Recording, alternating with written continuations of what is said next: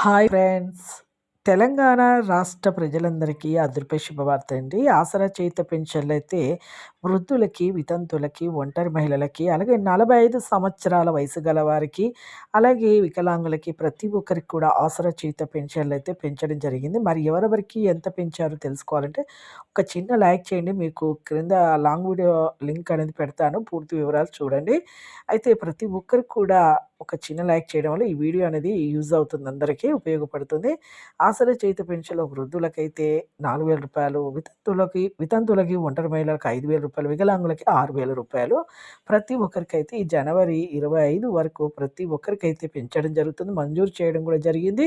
మన సీఎం రేవంత్ రెడ్డి గారు చాలామందికి ఈ భారీగా పెన్షన్‌లు పెంచడం వల్ల 800 కోట్ల నిధులైతే మనకైతే విడుదలైతే చేయడం జరిగింది. ప్రతి ఒక్కరికైతే ఇప్పుడు వృద్ధులకైతే రూ. 4,000, వికలాంగులకి రూ. 6,000. ఒక చిన్న లైక్ చేయండి. Thanks for watching.